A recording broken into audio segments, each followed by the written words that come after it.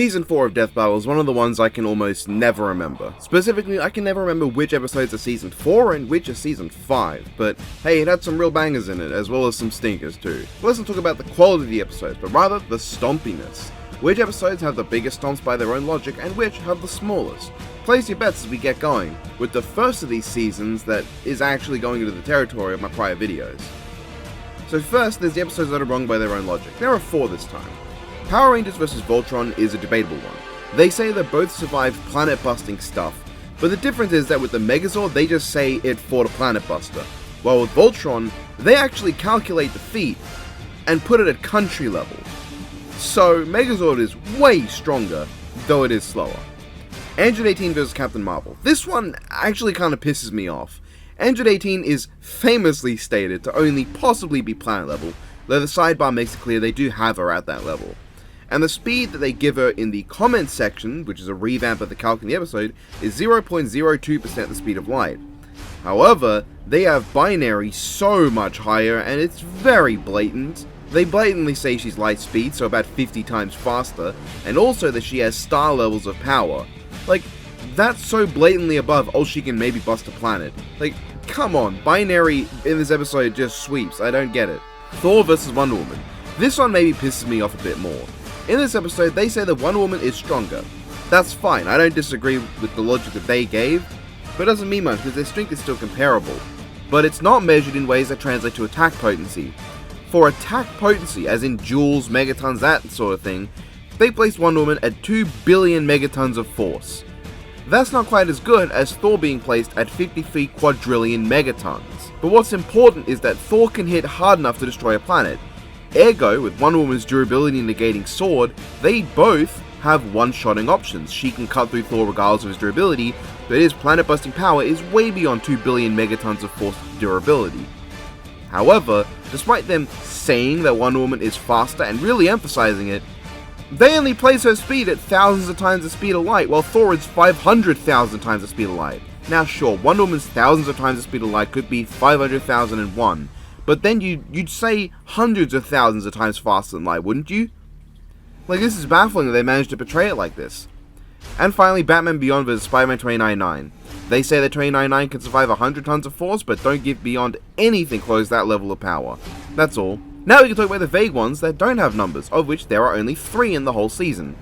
Shredder vs Silver Samurai only gives us a speed gap of 2 times in favor of the Shredder, while making Samurai slightly stronger than base Shredder but way weaker than Super Shredder, and making them both able to one-shot the other normally. Though Super Shredder does make this a bit more one-sided than their initial claims would suggest. Scrooge McDuck vs Shovel Knight gives Shovel Knight a 6,700 joule shovel drop, but they say that Scrooge is stronger based on the minefield and also show him destroying a boat. I don't doubt that these are above 6,700 joules, but it's not something that I can compare, so it is in the vague section.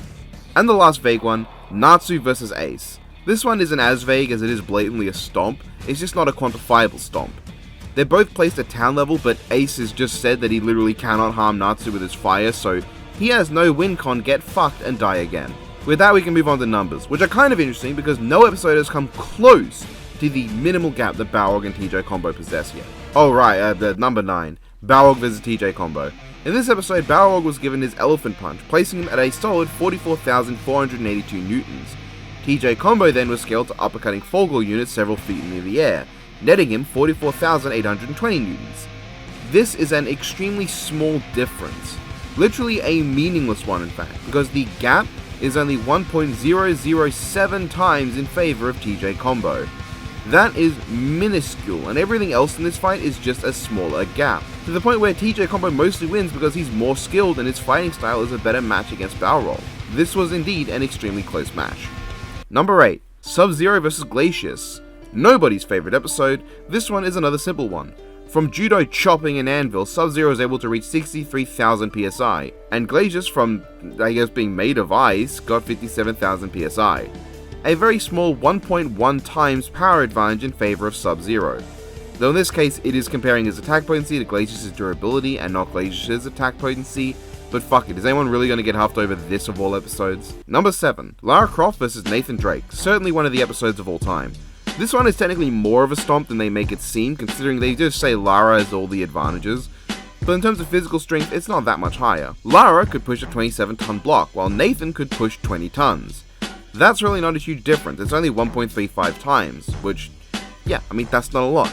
Lara's just a bit stronger. Number 6. Why the hell is the most replayed part of this episode on YouTube the end of Renemon's analysis? I mean, I know why, but fucking hell, guys, touch some goddamn grass. Anyway, in Lucario vs Renemon, they again measured in PSI for whatever fucking reason. Renemon punches through some ice, which took 6,000 PSI to accomplish, but Lucario punching some metal claws got up to 56,000 PSI, making Lucario 9.3 times stronger than Renimon. Renimon? Did I just say Renimon? Number 5. Naruto vs Ichigo. This is one that I thought was closer, but then I saw the corner boxes. So with Ichigo, they did a ton of shit to work out his strength. They calculated the size of an explosion, and then they added a bunch of multipliers that he probably shouldn't get, just to upscale him from that one feat for the benefit of the doubt, getting a result of 440,924,000,000 megatons of TNT. Naruto, meanwhile, from the moon feat, got 480 billion megatons of TNT. It's because of this that I believe this would be closer than it was when I was actually watching the episode. Naruto surviving the moon slice would place him at 27 trillion megatons of TNT, making Naruto 61 times more powerful than Ichigo. But if you thought that was a big jump, well, just wait. Number 4. Venom vs Bane is one of those episodes that everyone always says is a stomp, but they don't understand how big of a one it was by Death Battle's words. In terms of the weight they say they can lift, it's not huge, but in terms of attack potency, the best they gave Bane is that he can punch through a wall. The best they gave Venom is that he can take on someone throwing magnitude 4.8 earthquake level punches at him. Over 500 tons of TNT is necessary for that level of power. Ergo, we can safely say that Venom was placed at nearly 17,000 times stronger than Bane.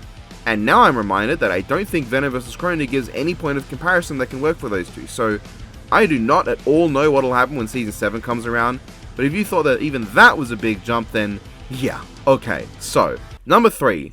Metal Sonic vs Zero is surprisingly easy to put together. Metal Sonic face-punching Sonic in the schnoz was placed at 200 kilotons of TNT. That's nice and all, but Zero was then placed at 100 teratons of TNT, making him 500 million times more powerful than Metal Sonic. I like how they then calculate the kinetic energy of Metal Sonic ramming him at full speed, and it's way less than what you get from the actual feat that happened when he rammed someone at full speed. But yeah, Zero wiped. Take that, Metal Sonic, bitch. Number 2. Smokey Bear vs McGruff the Crime Dog. This one I actually did some of my own work to be kind to Paul McGruff in the previous video, kinda like what I did for Raiden, which didn't help him either. For McGruff, I took his weight and speed given and calculated his force moving at full speed, which was street level. Smokey, however, grew to the size of a mountain, so, yeah, let's not mince words. Smokey Bear is 50 trillion times more powerful than McGruff the Crime Dog. Honestly, not a big surprise. Number 1. Most people probably expected this, but those who didn't I think will need more explanation because there's more to it than it seems here. Sephiroth vs Virgil. So on Virgil's side, it's actually pretty simple. In this episode, his feat of decking Loser Baby here into the ceiling was calculated, even including cinematic timing to get a higher result. However, this result translates into wall level attack potency. Yes, that's right, this 720 million newtons, not that impressive. Sephiroth, however, you might be thinking of the door feat, but that's not what I'm talking about here. If we talked about the door feat and Sephiroth's upscaling, he'd only be about 4 times stronger. However, the important thing is that Sephiroth can throw a supernova at Virgil. This is where I have to address supernova. Now I know there's this prevailing theory that supernova is an illusion, which is not a thing in Final Fantasy, but I've seen a lot of people say that it comes from this episode. No. In Sephiroth's analysis, they do not at all say that supernova itself is an illusion. They say that Sephiroth isn't creating a supernova, but rather he is transporting his opponent to a specific point in time in another dimension where a supernova is occurring. So a supernova is happening. Sephiroth is throwing someone into another supernova. When they refer to Sephiroth's illusion powers, they refer to the Sephiroth that appears in front of the supernova. The supernova is real, but the Sephiroth that an enemy sees is an illusion, not the other way around. So yes, they don't say that Sephiroth himself is supernova level, though they do make him a planet buster with black materia. The important thing though is that they say he can hit you with a supernova, so his ultimate attack is a solar system level supernova. Comparing just one foe to Virgil's power output, that will make Sephiroth's greatest attack over 14 decillion times greater than anything Virgil can throw out. This is the 5th biggest non-infinite stomp we've had in this new look at the series. It won't stay 5th, I can tell you that, but that is a huge wash. If you're wondering, without the supernova, black materia's planet level thing would make Sephiroth 3.4 sextillion times stronger, and without that you can use the 1600 ton feat, which, if we assume that that was tons of TNT, which would be consistent with how this episode confuses tons of TNT and tons of Thors, with the Newton comparison to nukes, then Sephiroth would still be 9,297 times stronger than Virgil. So really, every single thing they gave Sephiroth was way higher over Virgil than what they actually mentioned in the conclusion. The conclusion was really just the weakest thing they had for Sephiroth. For me though, the 14 decillion gap is right. Because he can throw an attack that much stronger than Virgil's best at him, so yeah, nice job, Sepho. Oh, well that was that video. That was not as long as I thought it'd be, but I guess these are going to not really get any longer than Season 2, are they? So yeah, I hope you guys enjoyed that. Season 5 is next, bye.